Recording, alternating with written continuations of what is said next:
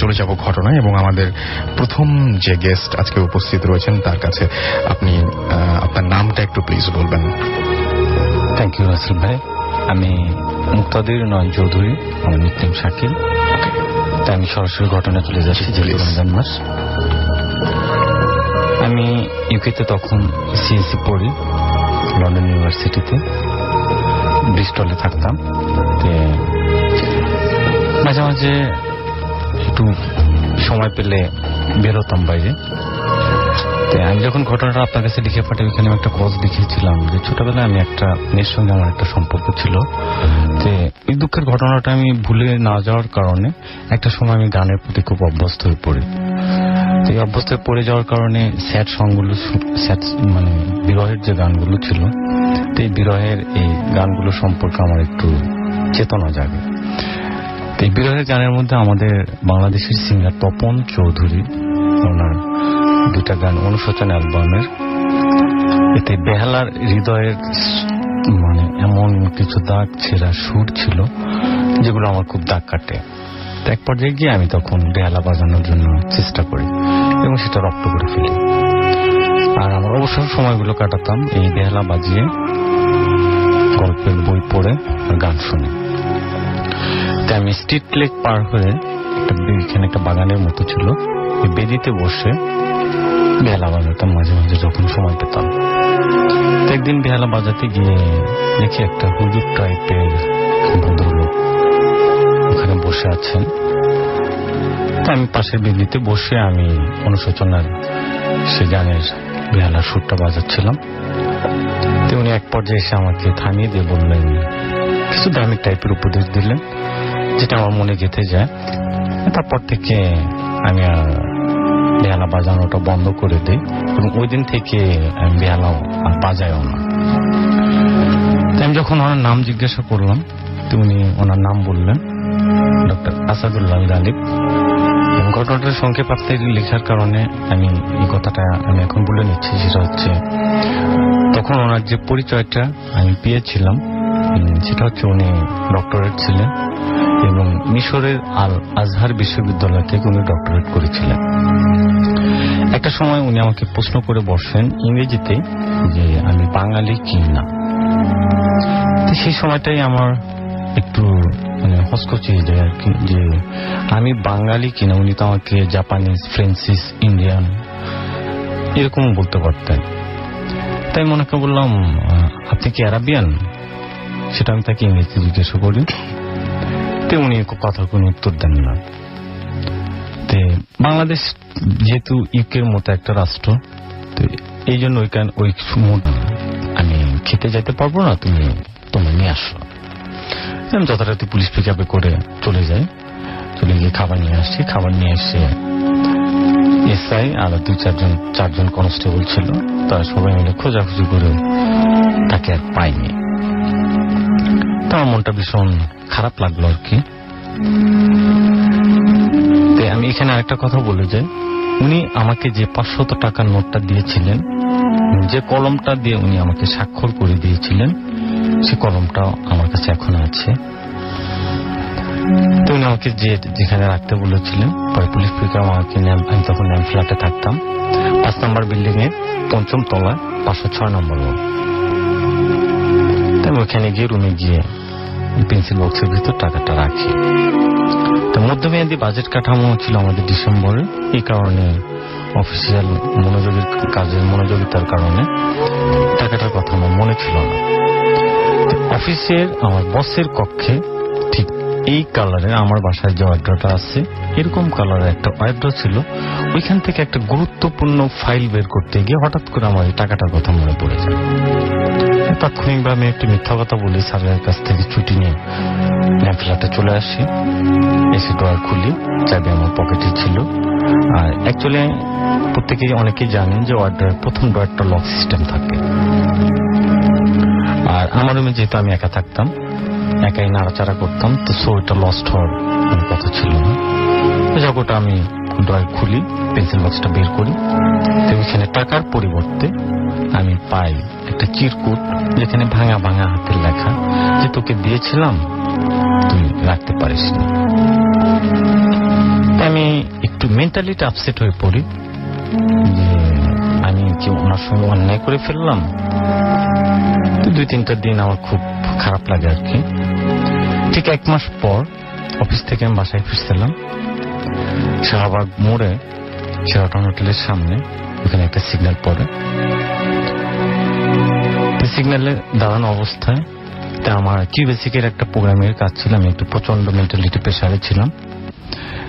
একটা বেলি ফুলের মালা নিয়ে একটা বস্তির একটা মেয়ে, একটা হাফ প্যান্ট পরা, ফ্রক পরা, সরি ফ্রক না, পাজামা পরা, ফ্রক ছাড়া, সন্ধ্যার দিকে 5টা 5:30 হবে আর কি, 5:30টার দিকে হবে, বেলি ফুলের মালা বিক্রি করার জন্য জানালায় টোকাচ্ছে। আমি ড্রাইভারকে বললাম যে আপনার কাছে টাকা থাকলে একটু মালাটা নিয়ে নেন। এক পর্যায়ে ড্রাইভারকে বলে যে স্যার ভাঙতি নেই। আমাকে বললো যে স্যার আমার কাছে যে টাকা আছে ওর কাছে খুচরো নেই। তাই আমি মানিব্যাগের পকেট থেকে 10 টাকার নোট বের করে জানালাকে বের করে দিই। আর গাড়ির গ্লাসের কালারটা ব্ল্যাক ছিল। ড্রাইভারটা খুব বেশি একটা জানালাটা খুলেও দেয়নি, যদি সুইচ আমার পাশেই ছিল, কিন্তু আমার মেন্টাল অবস্থান ভালো ছিল না কাজের প্রেশারটার কারণে। 2 ইঞ্চির মতো ছিল। তাই আমি কালো গ্লাস থেকে তাকিয়ে দেখলাম যে টাকাগুলো মালা বিক্রি করে রাখতেছে এবং আমি যে টাকা দিলাম সে যে বের করার চেষ্টা করতেছি, তার কোমরেই গোজা, 5 টাকার নোট, 2 টাকার নোট, 10 টাকার নোট, এরকম টাইপের। এটা একবারে আমার নজরে আসছে। তো সে যখন বের করে আবার জানালা দিয়ে টাকা দিতে নিচ্ছে, মালা আমাকে দেয়নি, টাকা এবং মালা দুটো একসঙ্গে আমাকে রিটার্ন দিয়েছে। তো মালাটা আমি হাতে নিয়েছি, টাকাটা আমার আর এক হাতে, বাম হাতে আমার মালা ছিল। তাই মালাটা আমি আমার কোলের উপর রেখে টাকাটা মানিব্যাগে রাখতেছি। তাই আমি টাকার দিকে আমার আর চোখ পড়েনি। টাকা মানিব্যাগে রাখতেছি, বাট মানিব্যাগে টাকাটা আনইজি লাগতেছে ঢুকাইতে। আমি তখন তাকিয়ে দেখি যে এটা আমার সেই 5 টাকার নোট না, সে আমাকে যে ফেরত দেওয়া 5 টাকার নোট এটা না, আমাকে 1 মাস পূর্বে যার সঙ্গে আমার ইউকেতে যার সঙ্গে আমার দেখা হয়েছিল, সেই ডক্টর আসাদুল্লাহ সাহেব, ওই ভদ্রলোকের স্বাক্ষরিত সেই 500 টাকা, অনেক পুরাতন টাকা, যেটা এখন আমাদের হয়তো চোখে পড়েও না, সেই 500 টাকার নোটটা। তো সঙ্গে সঙ্গে ওটা আমি 4টা ভাঁজ করে মানিব্যাগের একটা কোনায় রেখে দিই। ফ্ল্যাটে বাসার সামনে গিয়ে নেমে আমি ড্রাইভার আমার কাছে আমাকে একটু আগে বলছিলেন যে আপনার যেদিন বিয়ে হয়, বিয়েতে আপনার ওয়াইফকে আপনি প্রথমেই ওই দিনই এই ঘটনাটাই বলেছিলেন। রাইট। সো থ্যাংক ইউ আপনার ঘটনার জন্য, আপনাকে অনেক অনেক ধন্যবাদ। আমার কাছে বেশ কিছু SMS আছে, এর মধ্যে আমি পড়ে ফেলতে চাই। আমাকে মাহিরা SMS করেছেন, যে এটা তার লাস্ট SMS। আমাকে SMS করেছেন অভি মালিবাগ থেকে। Mister and Mrs Tapan from Demra আমাকে SMS করেছেন, তারা ভূত FM অনেক পছন্দ করেন, লিখেছেন। আমাকে SMS করেছেন আশি রাজশাহী থেকে, এবং তিনি লিখেছেন যে আমি স্টুডিও থেকে বের হওয়ার পর ভয় পাই কিনা। না, তেমন ভয় পাওয়া এখনো ইদানিং হচ্ছে না আর কি। জয় আমাকে ভূত FM থার্সডে নাইটে করলে ভালো। থার্সডে নাইটে মানুষজন আসলে বিভিন্ন ব্যাপারে বিভিন্ন কারণে ব্যস্ত থাকে, সুতরাং থার্সডে নাইটে যেতে ফ্রাইডে নাইটটাই বেশি ভালো বলে আমাদের কাছে মনে হয়। আমাকে অস্থির আমান SMS করেছেন, আমাকে SMS করেছেন উজ্জ্বল মিনহাজ, SMS করেছেন মৌমিতা নাফিজ খুলনা থেকে, অপু সুমন, তারা সবাই SMS করেছেন। নাসির আমাকে SMS করেছেন, প্রিভা SMS করেছেন ময়মনসিং থেকে। এছাড়াও আমাকে SMS করেছেন রবিন, SMS করেছেন সাজিদ হাতিরপুল থেকে। আমাকে AI তামিম SMS করেছেন ফরিদাবাদ ঢাকা থেকে। এছাড়া আমাকে মোহিত SMS করেছেন, SMS করেছেন কৌশিক, SMS করেছেন আমাকে হার্টলেস বাসাবো থেকে। এছাড়াও আমাকে রায়হান SMS করেছেন, SMS করেছেন আমাকে হামিদুর পরিবাগ থেকে। আপনি যদি SMS করতে চান তাহলে মোবাইলের মেসেজ আপনাকে টাইপ করুন SHOUT শাউট স্পেস আপনার নাম স্পেস আপনার মেসেজ পাঠিয়ে দিন 9840 নম্বরে। একটা ছোট্ট ব্রেক নিতে হবে এবং ব্রেকের পরে আমরা আবারও ফিরে আসছি। কোথাও যাবেন না, ফিরে আসছি নতুন অতিথির সাথে। স্টে টিউনড রেডিও ফুর্তি অ্যান্ড ডোন্ট স্টপ দ্য ফুর্তি।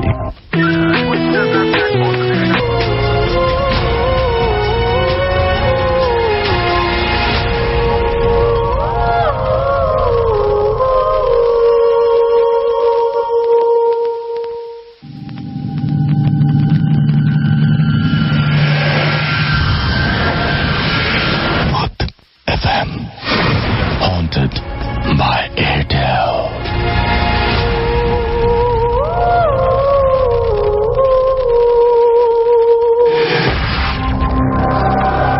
শুনছেন সবসময় রেডিও ফুর্তি চলছে ভূত এফএম হাউন্টেড বাই এয়ারটেল। আমি রাসেল আছি সাথে, আমার সাথে রয়েছে মাসুম এবং আজকের অতিথিরা।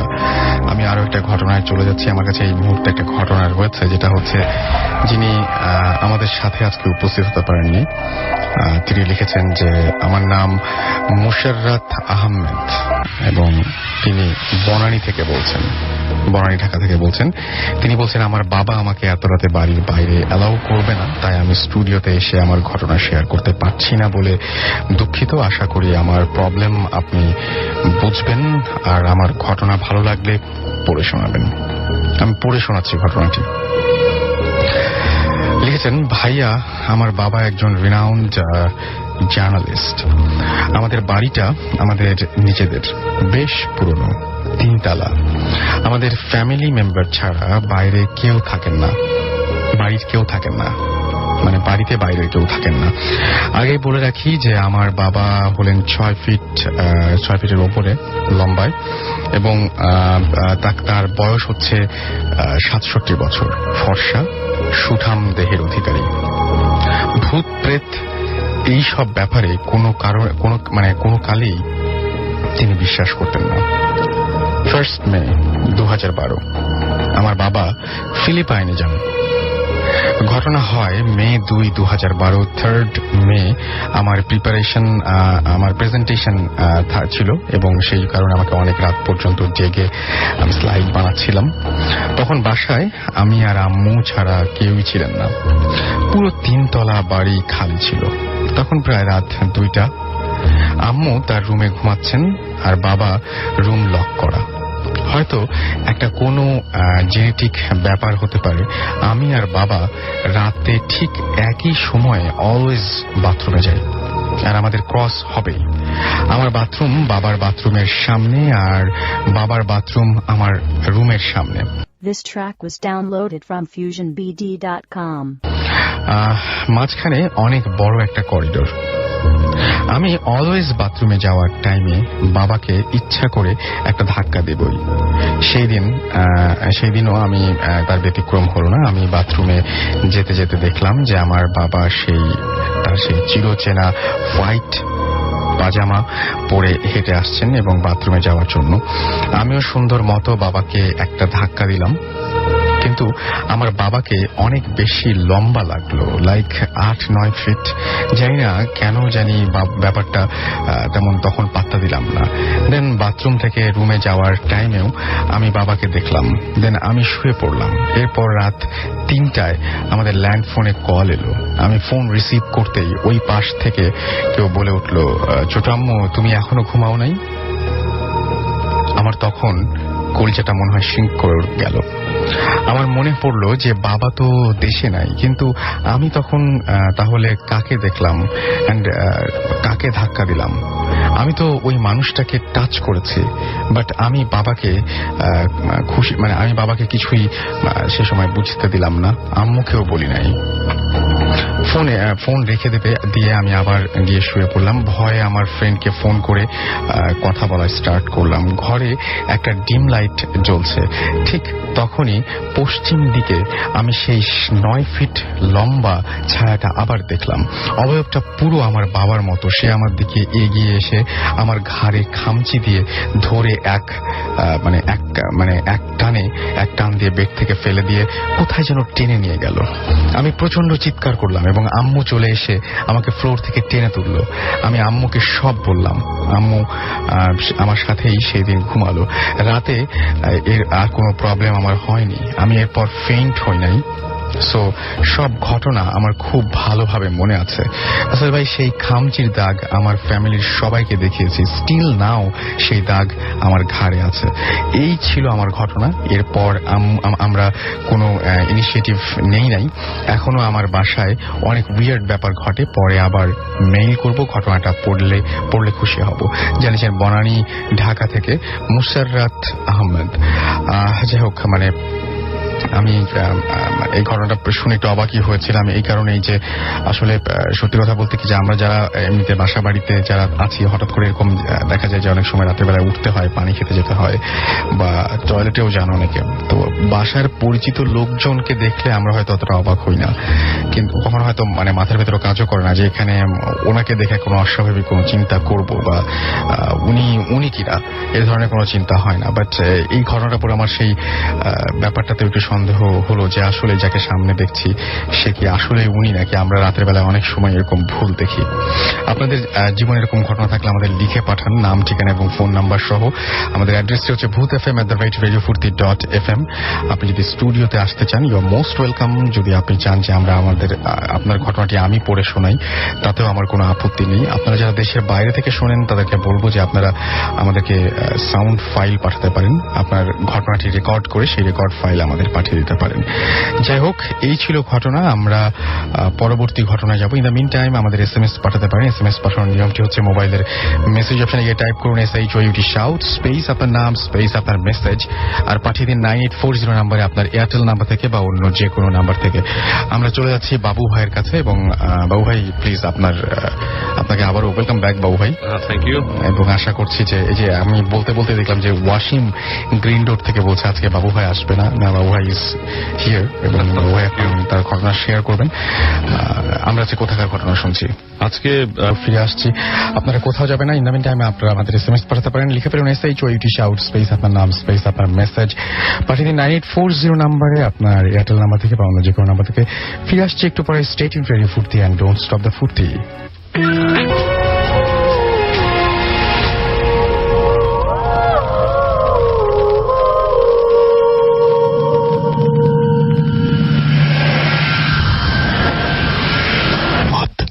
FM, haunted by Airtel.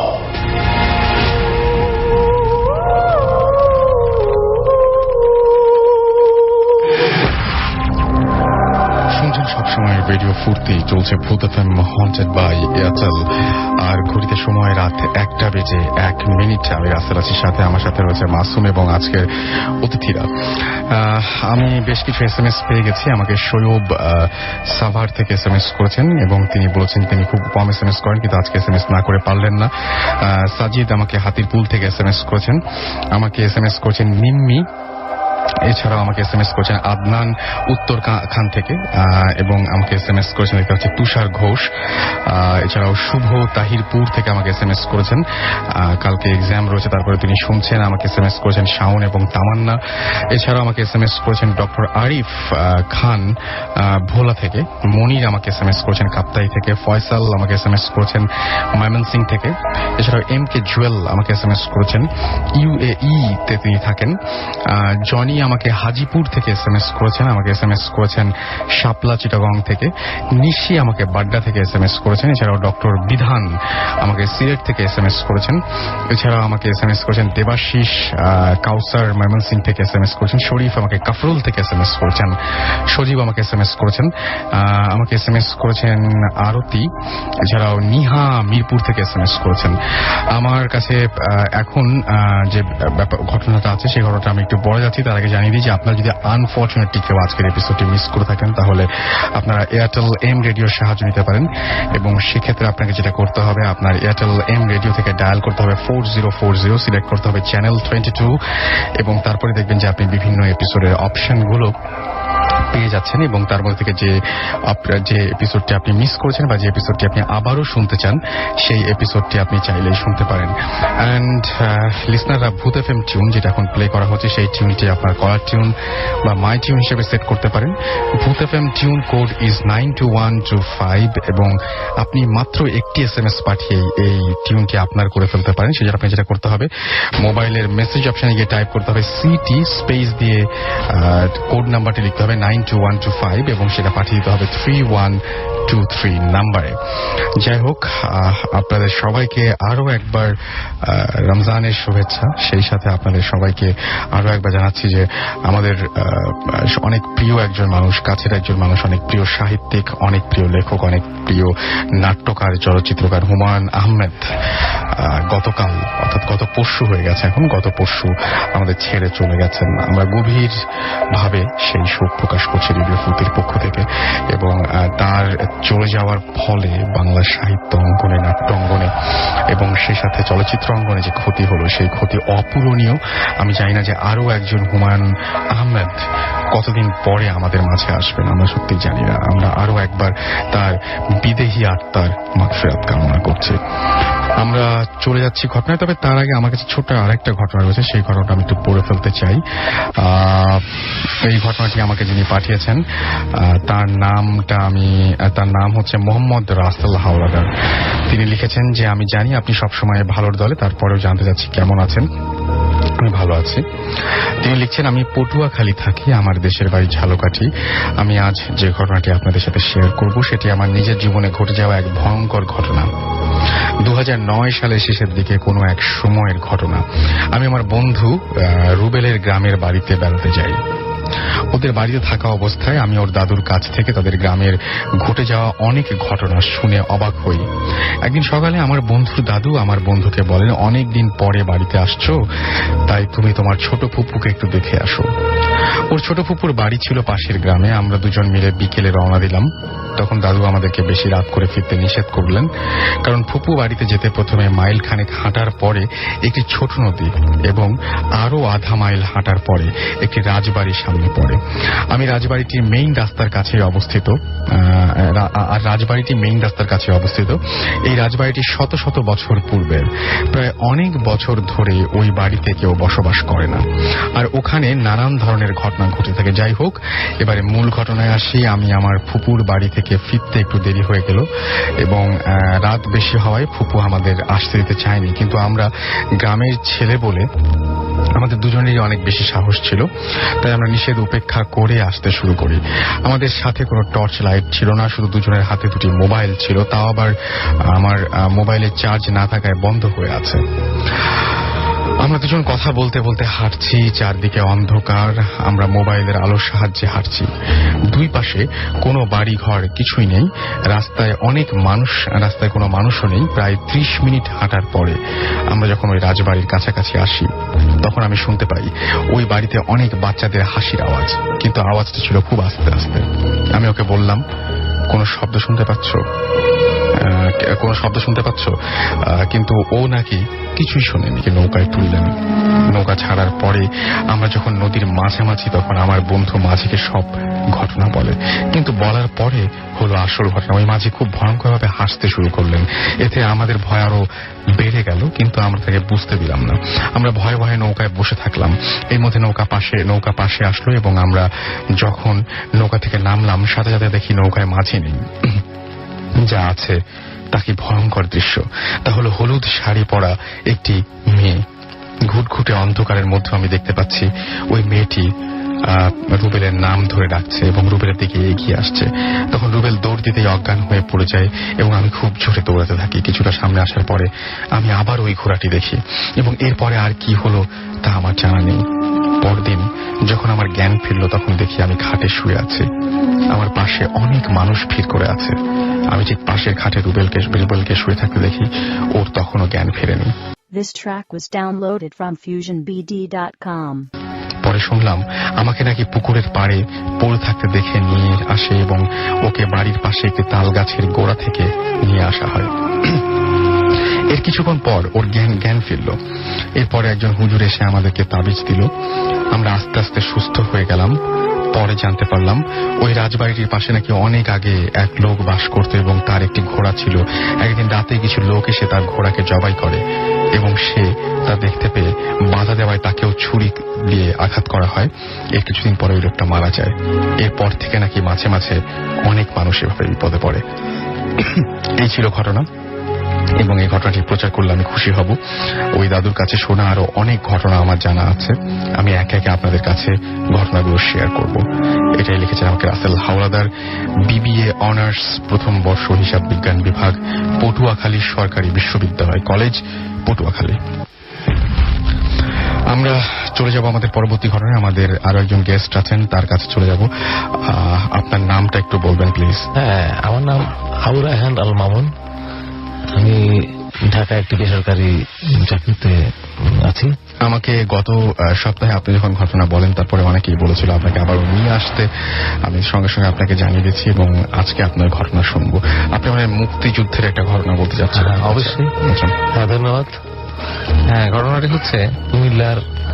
আমি ছোটবেলায় তাকে দেখেছিলাম, শীষ মামা, তার মাজার এখন ওখানেই। তো ঘটনাটি খুবই চাঞ্চল্যের। মুক্তিযুদ্ধের সময় ক্যাপ্টেন বুখারী কুমিল্লায় অনেক লোককে হত্যা করেছিল। সেই ক্যান্টনমেন্ট থেকে তারা এসে কুমিল্লা টাউনে এসে আক্রমণ করত, তাদের সাথে কিছু সহযোগী থাকতো বাঙালি। তো ঘটনাটি ঘটে কুমিল্লার প্রাণকেন্দ্রে। শীষ মামা প্রায় কারফিউ থাকলেও তিনি সেটা মানতেন না। তিনি খুব ভালো মানুষ এবং লাল শালু কাপড় পরে তিনি হাঁটতেন। এবং আমি দেখে ছোটকালে খুব তাকে দেখতে ভয় ভয় লাগতো যে লোকটি আমাকে হয়তো ভয় দেখাচ্ছে, কিন্তু তিনি বাচ্চাদের আদর করতেন। যাই হোক, তিনি এই সময় গাড়ি আসছিল, রাস্তা সব ফাঁকা, তিনি এই ফাঁকা রাস্তায় বসে বসে বসে বসে বসে ইবাদত করছিলেন। সবসময় তিনি আল্লাহর নাম নিতেন, খুবই ভালো মানুষ। তো আর্মির গাড়ি তাকে দেখে থেমে গেল। থেমে যাওয়ার পর সাথে সাথে আর্মিরা সৈনিকরা অস্ত্র হাতে নামলো। বলল, কোন হ্যাঁ, ঠেরো। উনি কোনো জবাব দিচ্ছেন না। জবাব না পেয়ে সৈন্যরা আরো খেপে গেল, উর্দু ভাষায় গালিগালাজ করলো। এটা গালিগালাজ তো আমি সেটা বলতে পারছি না, তবে গালিগালাজ করার পরে সে হাতে ধুলো নিল, ধুলো নিয়ে তাদের দিকে ছুঁড়ে মারলো। এবং ওনার ভাষাটা ছিল এরকম, এই ধরনের যা, এরকম একটা শব্দ। উনি খুব বিরক্ত হচ্ছিলেন। ধুলা মারার পরে তারপর সৈন্যরা খেপে গিয়ে সবাই অস্ত্র ত্যাগ করলো এবং একের পরে গুলি ছুটতে লাগলো, কিন্তু একটি গুলিও তার গায়ে লাগেনি।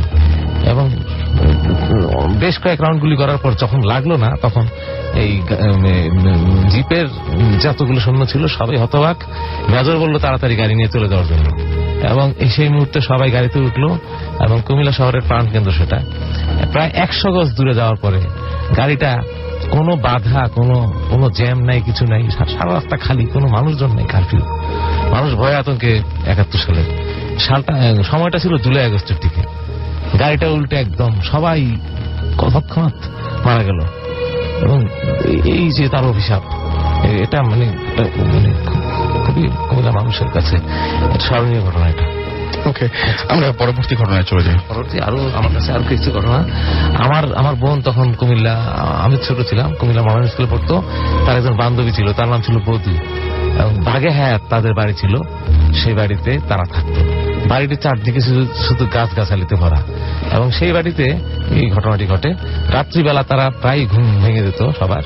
ছাদের উপর কিছু শব্দ, লাফ, পায়ের শব্দ শোনা যাচ্ছে, ঘুঙুরের শব্দ শোনা যাচ্ছে, কে যেন নাচছে।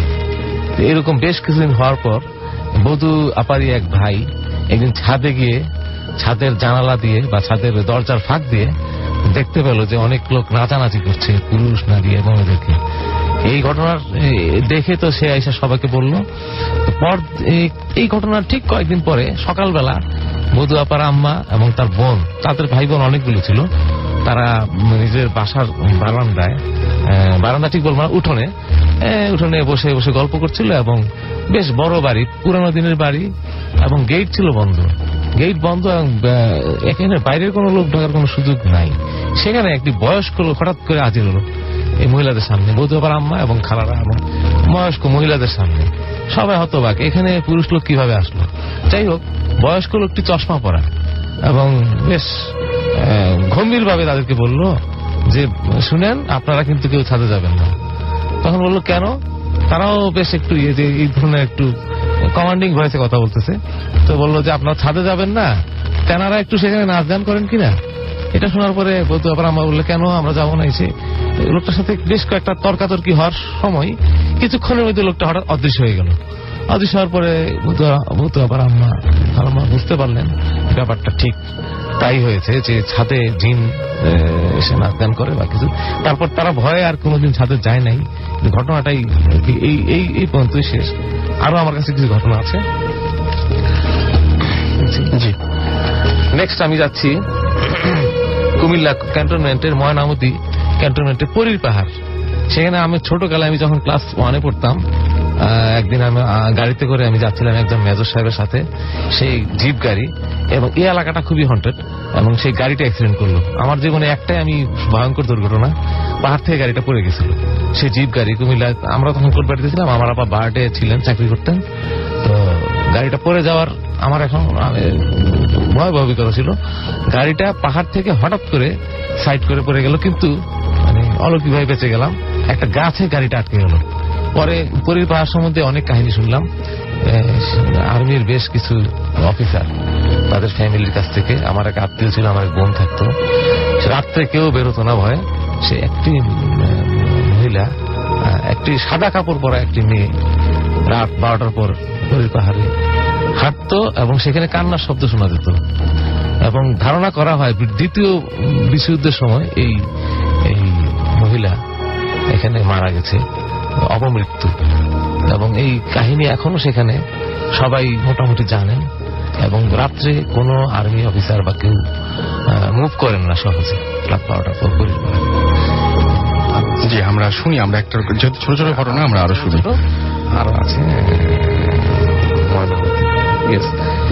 আমার খালা থাকতেন কুমিল্লা গাঙ্গালিয়া, সেখানে হচ্ছে পাওয়ার স্টেশন, কুমিল্লা বিদ্যুৎ উন্নয়ন বোর্ড, সেখানে একজন এক্সিকিউটিভ ইঞ্জিনিয়ার। ঘটনাটা হচ্ছে 1995-96 সালের। তার নাম তিনি রাত 3টার দিকে একদিন কোথাও একটা কমপ্লেইন ছিল, কমপ্লেইন থাকায় তিনি সেখানে গিয়েছিলেন ইলেকট্রিকের ব্যাপারে, পিটিভির ব্যাপারে। তো ইলেকট্রিক্যাল লাইনের কাজ করে অনেক রাত হয়ে যায়। ড্রাইভার কুমিল্লা টাউনে কাছাকাছি থাকতেন, তো উনি ড্রাইভারকে ছেড়ে নিজেই গাড়ি চালিয়ে আসছিলেন। আসার পরে জাঙ্গালিয়ার কাছে মেইন রোডের উপর ওনার যে কোয়ার্টারের ঠিক উল্টা দিকেই রাস্তার উপরে ছিল মসজিদ।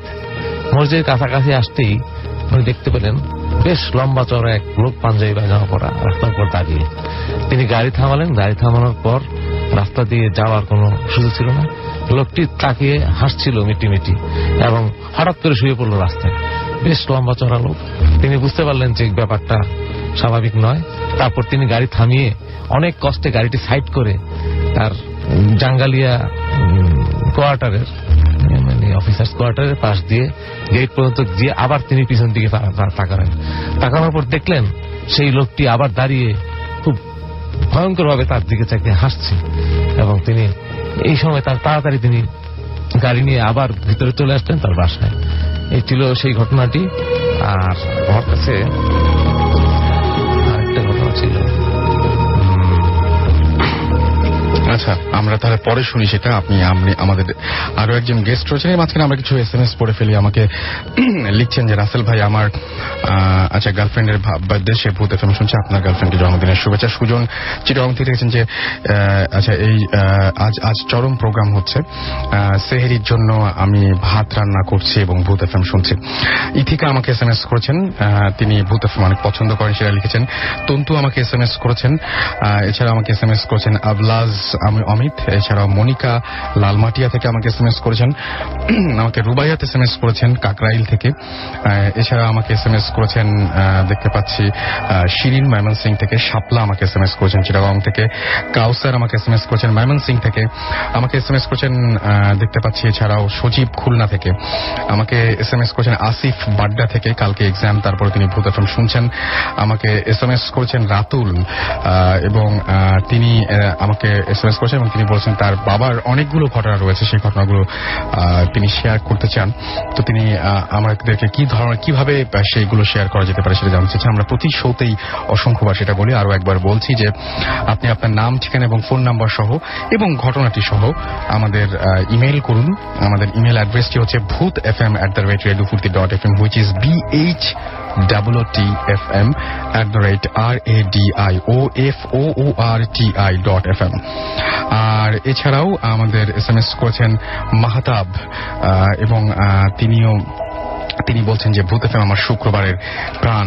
ইব্রাহিম আমাকে SMS করেছেন চিটাগং থেকে, এবং তিনিও আমাদেরকে রমজানের উইশ করেছেন। আচ্ছা, এরপরে আমরা চলে যাব আমাদের পরবর্তী ঘটনায়। আমাদের আরো একজন গেস্ট রয়েছেন, তার কাছে শুনবো ছোট্ট একটা ঘটনা যেটা রংপুরের পীরগাছাতে হয়েছিল। সেই ঘটনাটা আমরা শুনবো। প্লিজ আপনি একটু আপনার ঘটনাটা বলেন। থ্যাংক ইউ রাসেল ভাই। আমার এই ঘটনাটা আমার জীবনের এর একটু আগে ফার্স্ট যে ঘটনাটা বলেছিলাম সেটা অন্তর্বর্তীকালীন একটা ঘটনা। আমি এবং আমার ফ্রেন্ড আমি এগ্রিতে জয়েন করার কিছুদিন পর ওইখান থেকে আমি ডেপুটেশনে স্বরাষ্ট্রতে চলে যাই। তখন আমাদের স্বরাষ্ট্র সচিব স্যার ছিলেন সোমান শিকদার। স্যারের আর আমার চাচা ছিলেন দুজন বন্ধু। এই প্রেক্ষিতে আমি আইসিটি ডিপার্টমেন্টে ওইখানে যে সেকশনে একটা প্রকল্প বেসিস ছিল আর কি, ওইখানে আমি কর্মরত ছিলাম। ইন দ্য মিন টাইম হঠাৎ করে আমাকে একটা ট্রেনিং এ পাঠানো হয় এক হুন্ডি ব্যবসায়ীকে ধরার জন্য। তখন শ্যামলী এবং এসআর যৌথ ভেঞ্চারে ঢাকা কলকাতা শিলিগুড়ি দিয়ে ইন্ডিয়া যাতায়াতের একটা বাস। আমরা একদম মূল ঘটনা শুনি, আমাদের হাতের সময় খুব কম, মূল ঘটনায় চলে আমি ঘটনায় চলে যাচ্ছি। আমার সঙ্গে আমার কলিগ ছিলেন, আমরা রংপুর পীরগাছা তারাগঞ্জ যেটা আর কি। তো এখানে আমরা শহরে নেমে যাওয়ার পূর্বে গাড়িটা নষ্ট হয়ে যায়, বিকল হয়ে যায়। তো আমরা এখানে নেমে যাই, যে এখান থেকে সুপারভাইজার আমাদেরকে গাইড দিয়ে বললেন যে আপনি এখান থেকে শর্টকাটে শহরে যেতে পারবেন। তো রাত অনেক হয়ে যাওয়ার কারণে 2টা থেকে 2:30 এরকম হবে আর কি। অনেক হয়ে যাওয়ার কারণে আমরা কখন কোথাও কিছু পাচ্ছিলাম না, আর প্রচন্ড ক্ষুধার্ত ছিলাম। তো এদিকে রাত্রে থাকারও দরকার, হোটেলও খুঁজতেছিলাম। তো রাস্তা থেকে একটু এগিয়ে গিয়ে একটা টিনের দোতলা ঘরের একটা হোটেল পাই অল্প দামে। তো এখানে এক বৃদ্ধ বয়স্ক ভদ্রলোককে পাই। তাকে জিজ্ঞাসা করাতে যে চাচা এখানে থাকার কোনো ব্যবস্থা আছে? তো বললেন যে বাবা থাকার ব্যবস্থা এখানে যা আছে তা তোমাদের মতো ছেলে এখানে থাকতে পারবে কিনা দেখো, যদি থাকতে চাও তো থাকতে পারবে। পর আমরা দেখে মোটামুটি রাতটা কাটার জন্য 100 টাকা দিয়ে 2টা সিট নিয়ে নিই। তাই খাবারের কথা জিজ্ঞাসা করা, তিনি বললেন যে বাবা খোলা আছে কিনা জানি না, তোমরা একটু সামনে গেলে হোটেলটা পাবো। তা আমরা প্রায় 1 কিলোর মতো, 1 কিলো সামথিং না হলে একটু কম হবে আর কি, এরকম হাঁটার পর ওইখানে নীলফামারীর একটা নেম প্লেট, রাস্তায় যে সাধারণত আমরা নেম প্লেট গুলো পাই এত কিলো পর বা এত কিলো ডিস্টেন্সের যে নেম প্লেট গুলো পাই, ওইখান থেকে বাম দিকে একটা রাস্তা ক্রস করে চলে গেছে। তো ওইখান থেকে আমরা কিছু আলো দেখতে পাই। আলো দেখাতে যখন চাচা বলেই দিয়েছে যে বাবার সামনে হোটেল, আমরা ওইখান থেকে প্রায় অনেক দূর হেঁটে যাওয়ার পর 10-15 মিনিট হেঁটে যাওয়ার পর মানে আমাদের কাছে পরবর্তীতে মনে হলো যে আমরা যত এগোচ্ছিলাম আলোটা তত পিছিয়ে। এরপর যে হোটেলটা গিয়ে পাই, সবগুলো হেরিকেনের আলো দিয়ে সাজানো ছিল এবং রঙিন কাগজ দিয়ে মোড়ানো ছিল। অনেক লোকজন ছিল, বাইরে চুলো ছিল, আগুন জ্বলতেছিল, রুটি ভাজা হচ্ছিল, পরোটা ভাজা হচ্ছিল। হোটেলের ভিতরে একটা গ্যালারিতে মিষ্টি ছিল, বাইরে বসে লোকজন চা খাচ্ছে, ভিতরে ভাত খাচ্ছে। তো যাই হোক, আমি গিয়ে বললাম যে কি খাব? তো বললো যে রাত্রিবেলায় ভাত টাত না খেয়ে আমার রুটি খাবো। রুটি খাওয়ার কথা বললাম, উনি আমাদেরকে ওয়েট করতে বললেন। আমরা ওয়েট করতেছিলাম খাবারের জন্য। জিজ্ঞাসা করলাম বাবা খাবারের সঙ্গে কি কি আছে? মাংস ছাড়া আর সবই বললো। মাংসের কথা যখন জিজ্ঞাসা করলো বললো মামা এখানে রান্না হয় না। তো যাই হোক, আমরা ডিম এবং সবজি দিয়ে রুটিটা খাওয়া শুরু করি, তারপর চা খাই। চা খাওয়ার পর আমাদের কাছে সিগারেট ছিল, তো আমরা সিগারেট জ্বালানোর জন্য ম্যাচ ছিল না আমাদের কাছে। ওইটাকে ম্যাচের কথা বলি, বাবা একটু আগুন দেওয়ার ব্যবস্থা করো।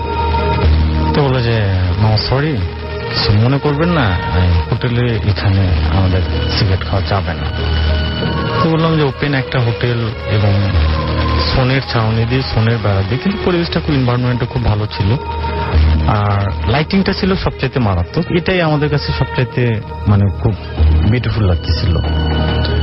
ঠিক আছে, সিগারেট খাওয়া যাবে না, আমরা বাইরে বের হয়েছি, খাবারের বিল দিলাম, বিল দিয়ে ভাঙতি টাকা নিলাম, ভাঙতি টাকা নিয়ে আমরা হোটেল থেকে একটু দূরে এসে সিগারেট জ্বালাইলাম, সিগারেট জ্বালিয়ে তারপর আমরা হেঁটে এসে যেখানে আমরা থাকার জন্য চাচাকে বলে গিয়েছিলাম, তো এখানে এসে রাত্রিটা শেষ করি। ওরা 8টার দিকে ঘুম থেকে উঠি, ওঠার পর রাস্তায় এসে দেখি আমাদেরকে গাইড সুপারভাইজার আর কি যেখানে নামিয়ে দিয়ে গেছে, সেটা রংপুর শহর তো দূরের কথা, রংপুর শহরে যেতে হলে ওখান থেকে আরো অনেক যেতে হবে, এমন একটা জায়গায়, তবে ছোটখাটো একটা বাস স্ট্যান্ড। চাচাকে বলি যে চাচা আমরা তো রাত্রিবেলা ওইখানে গিয়ে খেয়ে আসলাম, এখন সকালবেলা কি ওখানে খাবার পাওয়া যাবে কিনা, যেহেতু রাত্রে পাওয়া গেছে, আবার থিঙ্কিং হলো যে হয়তো অনেকটা সময় রাত্রিবেলা হোটেলগুলো চলে, এখানে তো অনেক যাত্রী টাত্রী নামে, তো বলে যে হ্যাঁ বাবা হোটেল তো রাত দিন 24 ঘন্টা খোলা থাকে। তারপর আমরা যাই, যে আমাদের মেমোরিতে এটা ছিল যে আমরা একটা পার করে চলে গেছি, যে এটার পাশ দিয়ে, যেটা আমি একটু আগে বলেছি যে রাস্তায় যে দূরত্ব মাপার একটা সিগন্যাল দেওয়া থাকে, তো এটার পাশ দিয়ে আমরা 1 কিলো হাঁটার পর যখন আমরা কোনো কিছু পাচ্ছিলাম না, তখন আরো হাঁটতেছিলাম, আস্তে আস্তে ঘন জঙ্গল বাঁশঝাড় এগুলো চলে আসতেছিল। একটা ভদ্রলোক খালি গায়ে লুঙ্গি পরা, মাথায় কিছু বাঁশের লাঠি নিয়ে আসতেছিলেন জ্বালানি কাঠের জন্য। তাকে জিজ্ঞাসা করলাম যে মামা এখানে কালকে রাত্রিবেলায় আমরা এই টাইমে এখানে একটা হোটেল পেয়েছিলাম, আর একটু সামনে মনে হয় আমাদের কাছে যা মনে হয়েছিল। উনি আমাকে যে জবাবটা দিলেন এবং আমাদেরকে যেখানে নিয়ে গেলেন, এখানকার ওই এলাকার চেয়ারম্যান, তো ভদ্রলোক আমাদেরকে বললেন যে বাবা যারা এই এলাকায় প্রথম নতুন আসে তারাই শুধু এই হোটেলটার সন্ধান পায়। আসলে অ্যাকচুয়ালি এখানে হোটেল বলে কিছু ছিল না, কখনো নেই, কিন্তু এই জিনিসটা অনেকের চোখে পড়েছে। ওই চেয়ারম্যান সাহেব একই বক্তব্য সবাইকে দিয়েছেন, তে আমার ওই ফ্রেন্ডকেও দিয়েছে, আমাকেও দিয়েছে।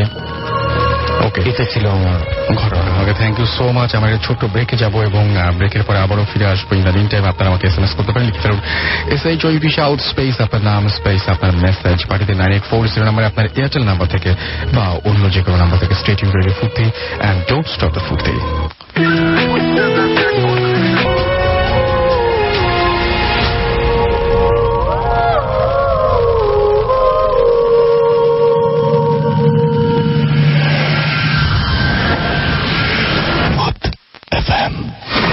Haunted by Airtel.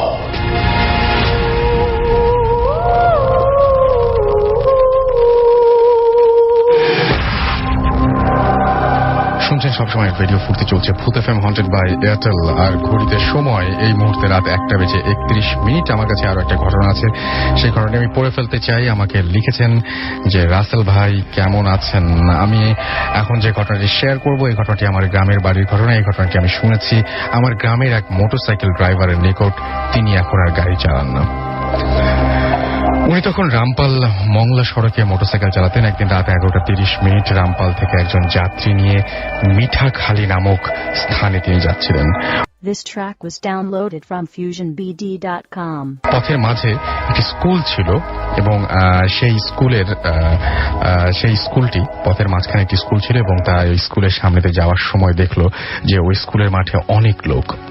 তারা কৌতূহলী হয়ে গাড়ি থেকে নামলো এবং একে অপরকে জিজ্ঞেস করলো এত রাতে এখানে এত লোক কিসের। তখন তারা ওই লোকগুলোর কাছে গেল এবং গিয়ে দেখলো সেখানে একটি খাটিয়ার ওপর একটা লাশ শোয়ানো। তখন তারা বুঝতে পারলো এত লোক এখানে মৃত লোকটির জানাজার জন্য এসছে।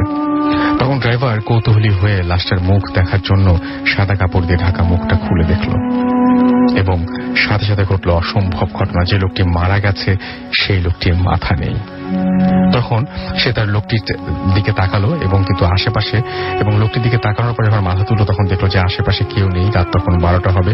ওই স্কুল মাঠে তখন সে একা এক খাটিয়ার সামনে মাথাবিহীন লাশ নিয়ে একা একা দাঁড়িয়ে আছে আর কি, এবং সাথে সাথে তিনি জ্ঞান হারিয়ে ফেলেন। এবং সকালে জ্ঞান ফেরার পর সে দেখলো যে ওই মাঠে ওই স্কুলের সামনে একটি বাড়ির উঠোনে তিনি আছেন এবং তার আশেপাশে অনেক লোক।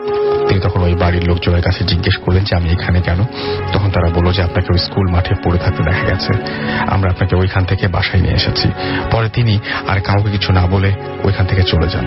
এই ছিল ঘটনা। এবং আপনাদের ইমেইলের মাধ্যমে আমি আরো তিনি আরো ঘটনা তিনি বলছেন যে আমার আরো ঘটনা আছে, আমি সব আপনাদের ইমেইলের মাধ্যমে জানাবো, কারণ বাগেরহাট থেকে এসে ঘটনাগুলো শেয়ার করা সম্ভব নয়। অবশ্যই আমরা আপনার ইমেইলের অপেক্ষায় থাকবো।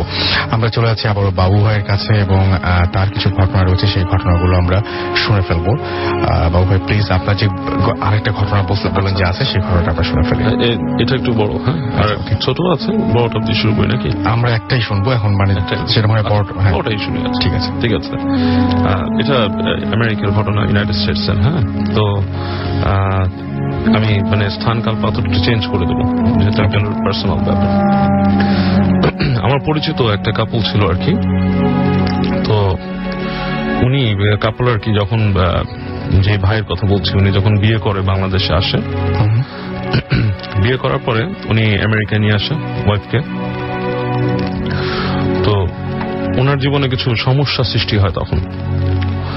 তো একদিন যেটা হয় আর কি, উনি ভাবিকে নিয়ে, তো হুজুরকে উনি যায়, যোগাযোগ করে নিয়ে আসে। তো হুজুর বলে যে আপনার ওয়াইফ সম্ভবত পজেসড হচ্ছেন, আমার মনে হয় যে উনি সন্তান সম্ভব, এবং এই কারণে কোনো একটা কিছু ওনাকে পজেস্ট করছে। আপনাকে বাইরে কোথাও গিয়েছিলেন? তো বলে যে হ্যাঁ, আমি এরকম গেছিলাম, সম্ভবত ওখান থেকে উনি পজেস্ট হয়েছে। তো উনি বলে যে আপনি তাবিজ নিয়ে যান আমার কাছ থেকে, ওটা আপনি ওনাকে পড়ায় দিবেন, আর এই বাসাটা ছেড়ে দেন, এই বাসাটাতে আরো আপনাদের সমস্যা বেশি। এনিওয়ে উনি তাবিজ নেয় হুজুরের কাছ থেকে, এবং তাবিজটা নিয়ে উনি ভাবির কাছে যখন যায়, যে ওটা পড়াতে যায়, ভাবি নর্মালি প্রথম দেখে বলে তাবিজ আমি পড়বো না। এবং তখন ওই বাসায় যার কাছে রাখছিল, ওনার যে রিলেটিভ, সেখানকার যে মহিলা ছিল, তিনি বললেন দেখেন ভাইয়া, কি বলবো, আমাদের বাসায় কালকে একটু অসুবিধা হচ্ছে, ভাবি এখানে ছিল, আমরা ওখানে গেছি, ওই যে রুমে ভাবি থাকে, রাতের বেলা মনে হলো ভাবি নাই, আর আমাদের এই দরজা যে লাগানো, এটা লাগানোই ছিল। তারপরে রাতের বেলা ওই রুম থেকে অনেক উদ্ভট শব্দ করছে ভাবি, ভেরি স্কেরি, আপনি এটা যেভাবে হোক করেন। তো ফাইনালি উনি অনেক কষ্টে ভাবিকে বোঝাতে সক্ষম হয় তাবিজটা পড়াতে, এবং পড়ার পরে ওই ফলোইং নাইট গুলো ওইখানে খুব নর্মাল ছিল আর কি। এইখানে ওই যে ভাইয়া ব্যাক করছে যখন ওই বাসায়, সেই বাসায় কিন্তু উনি ওই 2-3 দিন এই সেম টাইপের এই সমস্যাগুলো ওনার ঘটছে। ওনার জানলার মধ্যে কেউ নক করতেছে জোরে, তারপর একটা বিড়াল, উনি বিড়াল দেখতো বাসার সামনে, একটা না 2-3টা বিড়াল দৌড়াদৌড়ি করতো বাসার সামনে, এবং দৌড়াদৌড়ি করতো এবং জোরে জোরে ডাকতো। হ্যাঁ, আর এই গেট খোলাটা প্রায় হতো। ওনার বেডরুমের দরজা খুলে যেত, ক্লজেটের দরজা খুলে যেত। ক্লজেটের দরজা কিন্তু খোলা খুব কঠিন, রাসেল ভাই দেখবেন, বেশ থাকে আর অনেকটা হিঞ্জের মতো, সেটা আস্তে করে খুলে এরকম হয়ে যেত, ভেরি স্কেরি। তো উনি ফাইনালি যেটা করে, ভাবিকে ওই বাসায় ব্যাক করান না, উনি ওই বাসা ছেড়ে দিয়ে উনি পরে চলে যান ওখান থেকে, লিজের টাকা টোকাও রেখে দেয় ওরা, তারপরে চলে আসে। তো আল্লাহর রহমতে ভাবি আস্তে আস্তে নর্মাল হয়ে যায়, তাবিজটা রাখে এবং বলে তাবিজটা কখনো খুলতে না, এবং পরে ফাইন্ড আউট করে যে আসলেই ভাবি প্রেগনেন্ট ছিলেন ওই সময়। আচ্ছা, তার এই ঘটনাটা ওইখানেই শেষ হয়ে যায়, যে বাড়িটা চেঞ্জ করে এবং মোটামুটি ঠিক হয়ে যায়। ওকে, থ্যাংক ইউ সো মাচ। আমরা বেশ কিছু SMS পেয়েছি, সেই SMS গুলো আমরা পড়ে ফেলছি। আমাদেরকে জাতিশ বার্মন SMS করেছেন, এবং তিনি বলছেন যে বাবু ভাইয়ের ঘটনার সময় ভয় লেগেছে। সাকি আমাদের SMS করেছেন, এবং তিনি ভূত সুন্দর অনেক পছন্দ করেন, এটা জানিয়েছেন। আমাদেরকে জাওয়ালা SMS করেছেন, এছাড়া আমাদেরকে SMS করেছেন বিপ্লব মিরপুর থেকে, আমাদেরকে আশিক চিটাগং থেকে SMS করেছেন, মুরাদ ময়মনসিং থেকে SMS করেছেন, জুবাইর আমাদের SMS করেছেন টিপু SMS করেছেন, মোহাম্মদ মামুন চট্টগ্রাম থেকে, মুস্তাকিম রাজশাহী থেকে SMS করেছেন, MD আলামিন আমাদেরকে SMS করেছেন, রিচি চৌধুরী আঁচল আমাদেরকে মতিঝিল থেকে SMS করেছেন, অনিল আমাদের SMS করেছেন, MD আলামিন SMS করেছেন জয়, এছাড়াও MD কাজল আমাদের SMS করেছেন, আমাদেরকে SMS করেছেন মোহাম্মদ ওয়াহিদ সহ আরো অনেকে। আমরা চলে যাব ছোট্ট একটা ঘটনায়, আমাদের হাতে সময় খুব কম, আমরা একটা ঘটনা শুনবো। প্লিজ আপনার ঘটনাটা বলবেন, তার আগে নামটা বলে ফেলবেন। আরেকবার বলতে হবে নামটা। আমার নাম আবু রায়হান আল মামুন। ওকে, আমরা শুনে ফেলি ঘটনাটা। হ্যাঁ, আমার জীবনে একটা মনে রাখার মতো একটি ঘটনা। গাজীপুরে একদিন, সালটা ছিল 1992। আমি একাই গাজীপুর ন্যাশনাল পার্ক, যেটা ভাওয়াল ন্যাশনাল পার্ক, সেখানে গেলাম। আমার একটু ভ্রমণের শখটা বেশি ছিল, এখনো আছে। তো আমি জঙ্গলের ভিতরে ঢুকে পড়লাম, যেখানে সাধারণত লোকজন যায় না। একা একা যাওয়াটা একটু আসলে রিস্কি। তো আমি বেশ 1 কিলোমিটার ভিতরে ছিলাম। যাওয়ার পর আমি দূর 12টা হবে তখন টাইম। আমার পকেটে টাকা ছিল কম, মানে আসলে তখন ছাত্র, বেশি একটা আমাকে হয়তো চাইতে পারি। তো 12টার পর আমি জঙ্গলের ভিতর ঘুরছি অনেক দূর চলে, হঠাৎ করে একটা বয়স্ক মানুষ, একটা লুঙ্গি পরা, গায়ে গেঞ্জি এবং কাপড়, তার গেঞ্জি ছেঁড়া এবং তার হাঁটু কাটা, লোকটি আমার সামনে এসে দাঁড়ালো। বললো, বাবা আমার তো অ্যাক্সিডেন্ট করছে, আমার দেখো অবস্থাটা। দেখলাম যে রক্ত ভাসছে শরীরে। আমি দেখেই আতঙ্কিত হয়ে পড়লাম। আমি বললাম, কি করা যায়? এখানে তো কোনো ডাক্তারও নাই, কোনো ডিসপেন্সারিও নাই, কিভাবে আমি হেল্প করতে পারি? আমি বললাম, এখানে কি করা যায়? আমি বলে তাকাইলাম। আমি বললাম, আপনার বাড়ি কোথায়? বললাম, ময়মনসিংহের ত্রিশালে। আমি বললাম, এত দূর থেকে এখানে আসছেন? এখানে আসছিলাম, এখানে অ্যাক্সিডেন্ট। আমি পকেটে হাত দিলাম টাকার জন্য, হাত দিয়ে পকেটে মানি ব্যাগ দেখতেছি বা কিছু করতেছি, সামনে আশেপাশে কোনো লোক নাই। হঠাৎ করে কিছুক্ষণের মধ্যেই লোকটা অদৃশ্য হয়ে গেল। আমার সব সময় আফসোস যে এই লোকটা, আমি কথাও বলতে পারলাম না লোকটার সাথে। লোকটা কিভাবে অদৃশ্য হয়ে গেল এই জঙ্গলের ভিতর দিয়ে। আসলে একটা অলৌকিক ঘটনা। আর নেক্সট যে ঘটনা বলতেছি, সেটা আমারই বাড়ির প্রতিবেশী, ওনার দেশের বাড়ি বরিশাল পিরোজপুর মঠবাড়িয়ায়। ঘটনাটি আমি বলছি। তার নানার বাড়ির কাছেই, তার বাপের মানে দাদার বাড়ির কাছেই নানার বাড়ি। তো তার বয়স তখন 10 বছর হবে। তার এক ভাইকে নিয়ে সে একটা নদী পার হয়ে, নদী মানে খাল, ওই সাঁকো গ্রামে, সেটা পার হয়ে যেতে হয় নানার বাড়ি। তো বাসা থেকে শখ করে একদিন যাচ্ছিল কাছাকাছি। তো সন্ধ্যা হয়ে গেছে ঠিক এই টাইমটা, তখনও অন্ধকার নামে নাই। দুই ভাইকে নিয়ে সেই সাঁকোটা পার হচ্ছিল। যেই সাঁকোটার মধ্যে গেল, নদীতে ছিল ভীষণ স্রোত, তখন বর্ষাকাল। ঠিক সাঁকোটা ওঠার পরপরই দেখা গেল বেশ বড় সাঁকো, কে যেন সাঁকোটা জোরে জোরে নাড়াচ্ছে। সে তখন তার ভাইকে জিজ্ঞেস করলো, তুই কি নাড়াচ্ছিস এইভাবে সাঁকো? কয়, না আমি তো কিছু করলাম না। দেখা গেল না, সে তো নাড়াচ্ছে না, সে তো তার পাশেই আসছে। তো ভয়ঙ্কর ভাবে পড়ে গেলেই কিন্তু সর্বনাশ হতো এই নদীতে, কিন্তু সাঁতার কেটে পার হওয়া সম্ভব না। তো যাই হোক, দুজনে হাত ধরাধরি করে বহু কষ্টে সাঁকোটা পার হলো। বহু কষ্টে মানে কি, নর্মালি হয়তো 2 মিনিটের ব্যাপার, সেখানে হয়তো 10 মিনিটের মতো লাগলো। পার হওয়ার পর দেখতে পেল আরেকটি ঘটনা। একটি গাব গাছের সামনে আসলো এবং চারিদিকে ছিল বেশ জঙ্গল। গাব গাছের উপরে বেশ একটা জোরে একটা বাতাস, এবং আশেপাশে কোথাও নাই, শুধু গাব গাছের উপরে এই এলাকাটা শুধু বাতাস এবং বেশ বেশ ঝড়ের মতো একটা ইয়ে। এটা দেখেই তারা কিছুটা ভয় পেয়ে গেল। ভয় পাওয়ার পর তারা অনেক কষ্টে এলাকাটা অতিক্রম করলো দুজনে, এবং সে ছিল সাহসী, সে কোনোভাবে ভয় পায় নাই, কিন্তু দোয়া পড়তে পড়তে আসলো। তারপরে যেই গাব গাছটা দিন করার পর, বেশি দূর না, সামান্য একটু দূরে তার নানার বাড়ি।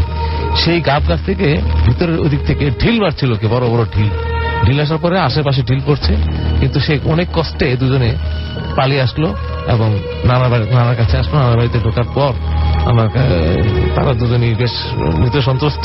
নানাকে সব ঘটনা খুলে বললো। তারপর নানা তাদেরকে একটু শুশ্রূষা করলেন। শুশ্রূষা করার পরে বললো, তোরা যে আসলি এত রাত্রে, মানে সন্ধ্যার পর, এই টাইমে আসা ঠিক না। এই এলাকাটা বেশ অনেক সময় এখানে মানুষ বিপদে পড়ে, এবং এখানে একটা শ্মশানঘাট ছিল এককালে, এখন নাই। এখানে তারা ইয়ে করে, এই ধরনের উপদ্রব হচ্ছে। এটাই ছিল। ওকে, থ্যাংক ইউ সো মাচ। আমাদের হাতে আজকে আর সময় নেই, আমরা শেষ করব। এবং আমাদের কাছে যারা এতক্ষণ ধরে আমাদের সঙ্গে ছিলেন, এতক্ষণ ধরে আমাদের সাথে বিভিন্ন ঘটনাগুলো শুনলেন এবং SMS পাঠালেন, তাদের সবাইকে অসংখ্য অসংখ্য অসংখ্য অসংখ্য ধন্যবাদ জানাচ্ছি। আমাদের দিনের শুরুটা খুবই খারাপভাবে আজকে হয়েছিল।